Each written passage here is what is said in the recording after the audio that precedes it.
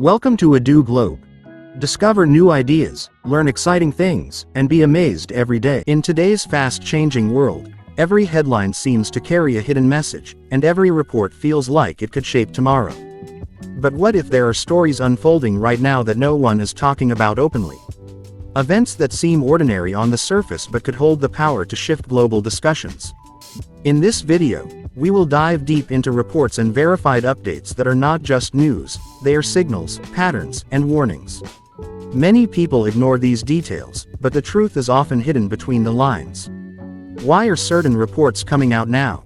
Why are analysts connecting unusual dots across countries and regions?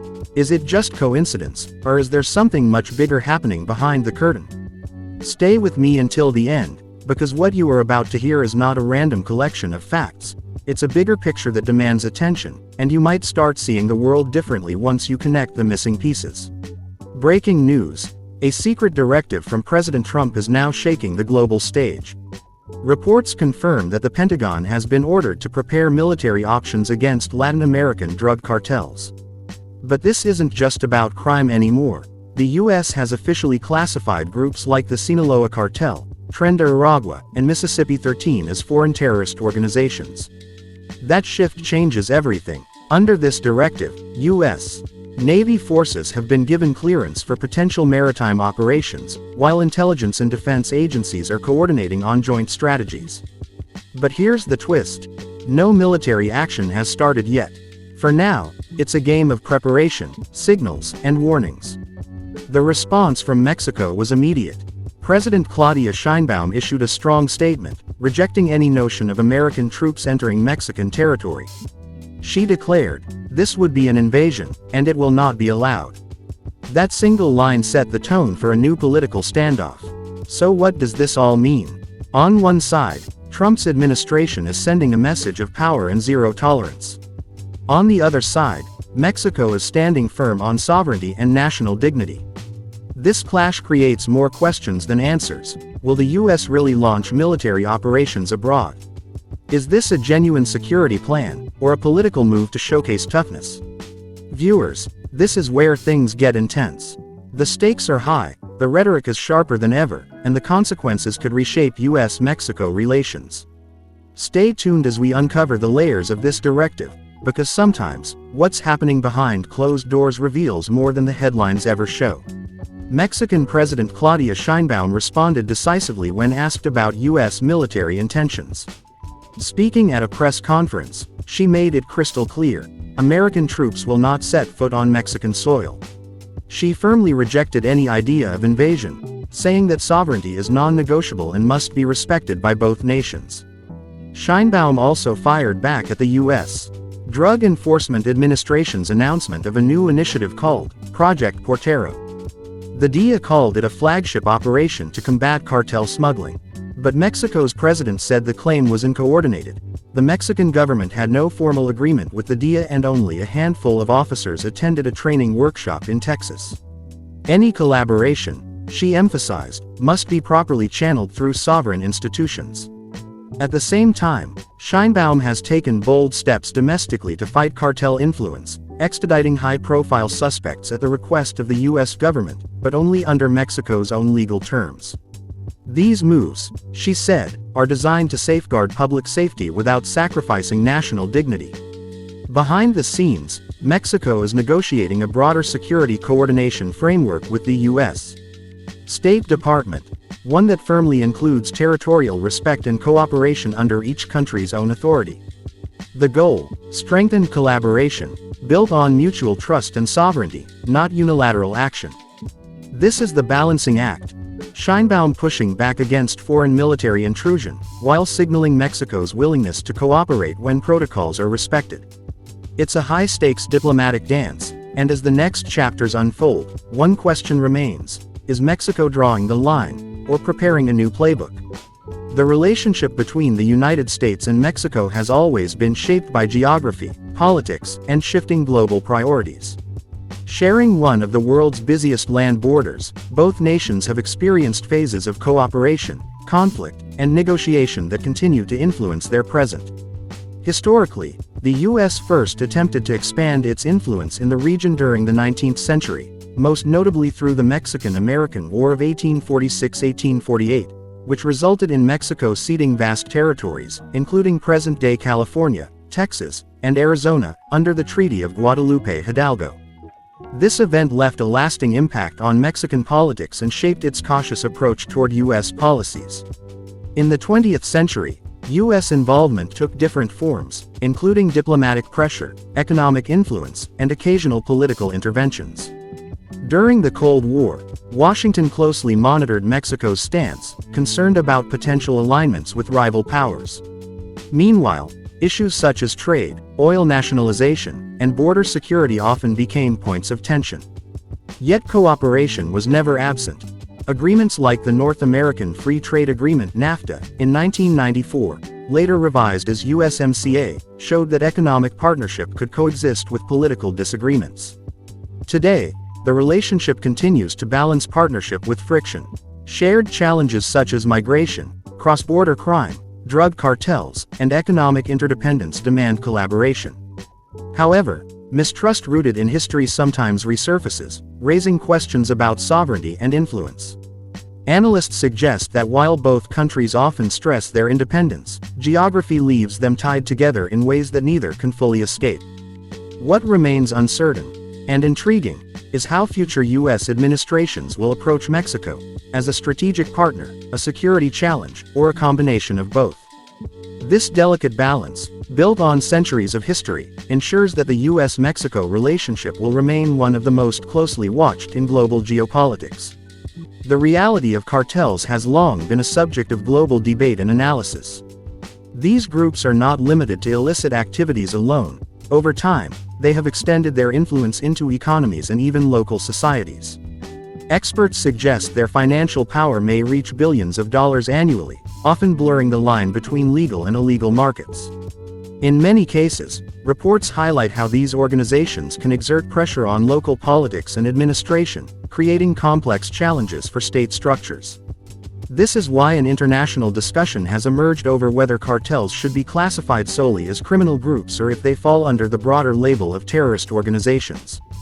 The United States has floated the idea of designating certain cartels as terrorist entities, sparking new levels of debate, since such a move could carry wide-ranging implications for regional security and diplomatic relations. On one hand, this designation might provide stronger legal grounds for tougher actions against these networks.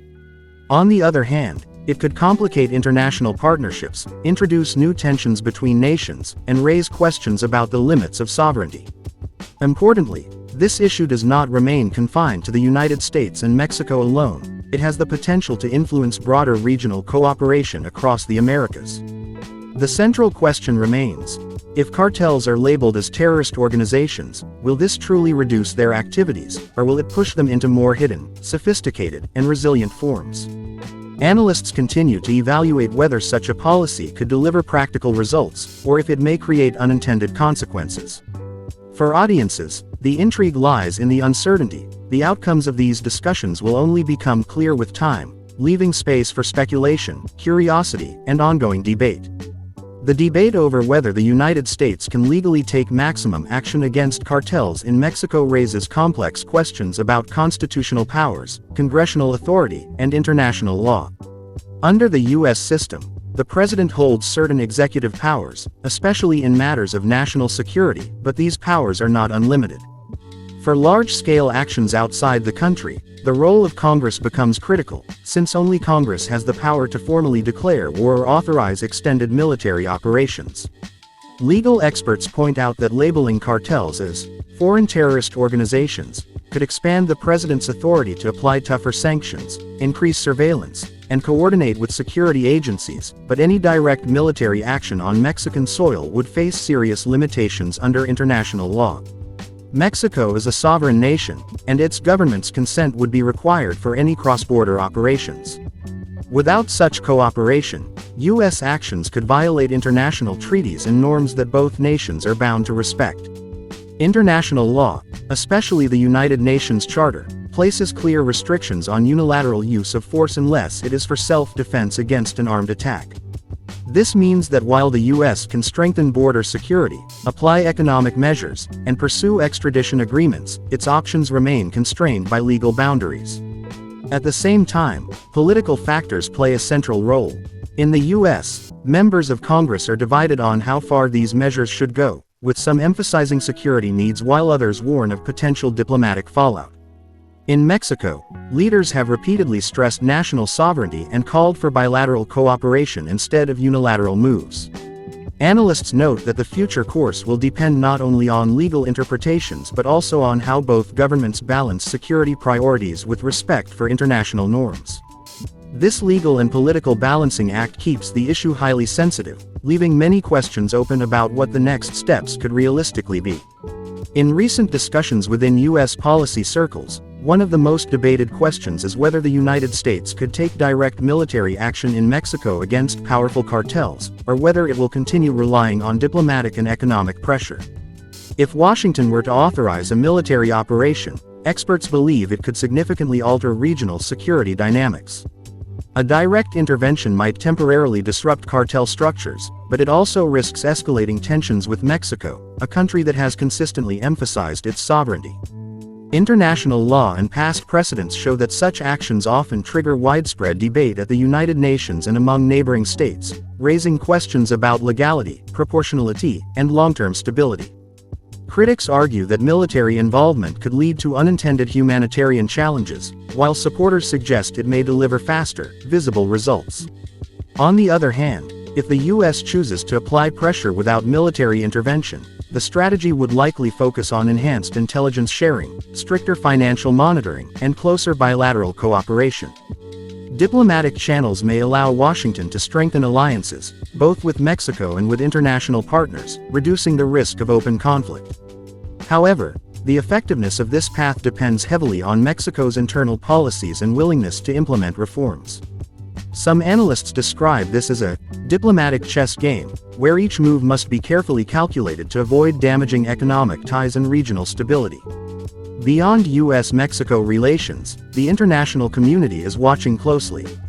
Neighboring countries in Latin America and even global powers such as the European Union have expressed interest in how the United States will balance its domestic security concerns with international norms. A military operation could draw criticism abroad, while a pressure-based approach might gain broader support but take longer to achieve results. This duality creates an atmosphere of uncertainty, leaving observers to question whether Washington will prioritize speed and strength, or patience and diplomacy. The debate around U.S. actions against powerful cartels raises one key question: is this moving toward a full-scale intervention, or simply a strategy of political and economic pressure? Analysts point out that while military operations could demonstrate strength, they also carry high risks for stability in the region. On the other hand, applying diplomatic and financial pressure may achieve results without escalating conflict. Both paths have advantages and limitations, and the world is closely watching what steps will be taken. Now the question goes to you. Do you think the U.S. should take direct action, or rely on pressure and diplomacy instead? Share your thoughts in the comments below. Your opinion matters. Don't forget to like, share, and subscribe for more informative updates. The information in this video is based on global news reports and verified sources. This content is created for educational and informational purposes only. It does not intend to insult any country, community, or individual, nor promote hate or violence. Viewers are encouraged to see this as a news analysis, and always cross-check with credible sources before forming conclusions.